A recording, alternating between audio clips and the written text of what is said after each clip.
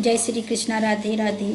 आज हम श्रवण करेंगे श्रीमद् भागवत गीता के 15वें अध्याय का महत्व। स्वागत है आप सभी का मेरे YouTube चैनल आध्यात्मिक कथाओं में। यदि आप सभी मेरे चैनल में नए आए हैं तो कृपया करके मेरे चैनल को सब्सक्राइब कर लीजिए, और यदि वीडियो पसंद आए तो वीडियो को लाइक कीजिए, शेयर कीजिए, और अंत में बेल आइकन को प्रेस करना बिल्कुल भी ना भूलिएगा, क्योंकि आपको हर वीडियो मिल सके, नोटिफिकेशन मिल सके। बोलिए जय श्री कृष्णा। राधे राधे। श्री महादेव जी कहते हैं, पार्वती अब गीता के 15वें अध्याय का महत्व सुनो।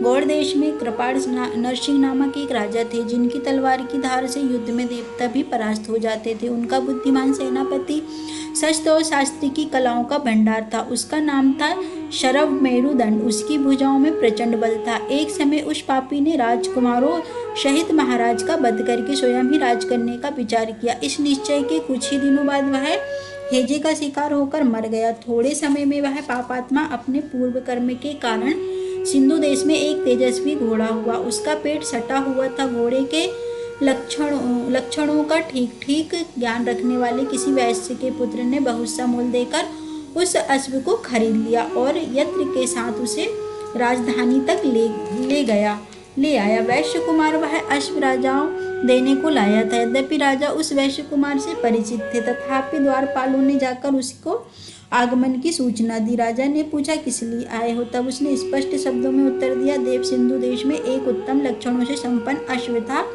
जिसे तीनों लोगों का एक रत्न समझकर मैंने बहुत सा मोल देकर खरीद लिया।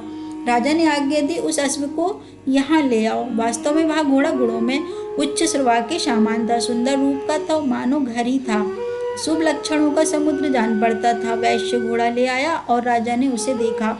अश्व का लक्षण जानने वाले आत्माओं ने इसकी बड़ी प्रशंसा की। सुनकर राजा अपार आनंद में निमग्न हो गए और उन्होंने वैश्यों को मुंह मांगा स्वर्ण देकर तुरंत ही उस अश्व को खरीद लिया। कुछ दिनों के बाद एक समय राजा शिकार खेलने के लिए उत्सुक होकर उसी घोड़े पर चढ़कर वन में गए। वहां मृगों के पीछे इन्होंने अपना घोड़ा बढ़ाया। पीछे पीछे सब ओर से दौड़कर आते हुए समस्त सैनिकों का साथ छूट गया। वे हिरणों द्वारा आकृष्ट होकर बहुत दूर निकल गए। प्यास ने उन्हें व्याकुल कर दिया। तब घोड़े से उतरकर जल की खोज करने लगे। घोड़ों को तो उन्होंने वृक्ष की डाली में बांध दिया और स्वयं एक चट्टान पर चढ़ने लगे। कुछ दूर जाने पर उन्होंने देखा कि एक पत्ते का टुकड़ा हवा से उड़कर शिलाखंड पर गिरा है। उसमें गीता के 15वें अध्याय का आधा श्लोक लिखा हुआ था। राजा उसे बांचने लगे। उनके मुख से गीता के अक्षर सुनकर घोड़ा तुरंत गिर पड़ा और अश्व शरीर को छोड़कर तुरंत ही दिव्यमान पर बैठकर स्वर्गलोक को चला गया।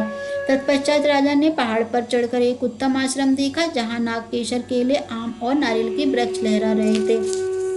आश्रम के भीतर एक ब्राह्मण बैठे हुए थे, जो संसार की वासनाओं से मुक्त थे। राजा ने उन्हें प्रणाम करके बड़ी भक्ति के साथ पूछा, ब्राह्मण, मेरा अश्व जो अभी अभी स्वर्ग को चला गया, उसमें क्या कारण है? राजा की बात सुनकर त्रिकालदर्शी, मनोवेदता एवं महापुरुषों में श्रेष्ठ विष्णु शर्मा नामक ब्राह्मण ने कहा, राजन, पूर्व काल में तुम्हारे यहाँ जो शरभ मेरुदंड नामक सेनापति था, वह तुम्हें पुत्रों सहित मारकर स्वयं राज हड़प करने लेने को तैयार था। इसी बीच में हेजे का शिकार होकर वह मृत्यु को प्राप्त हो गया। उसके बाद वह उसी पाप से घोड़ा हुआ था। यहाँ कहीं गीता के 15वें अध्याय का आधा श्लोक लिखा मिल गया था। उसे ही तुम बांचने लगे। उसी को तुम्हारे मुख से सुनकर वह अश्व स्वर्ग को प्राप्त हुआ है। तदंतर राजा के पार्श्ववर्ती सैनिक उन्हें ढूंढते हुए वहां आ पहुंचे। उन सबके साथ ब्राह्मणों को प्रणाम करके राजा प्रसन्नतापूर्वक वहां से चले गए और गीता के 15वें अध्याय के श्लोक अक्षरों से अंकित उसी पत्रों को बाँच कर प्रसन्न होने लगे।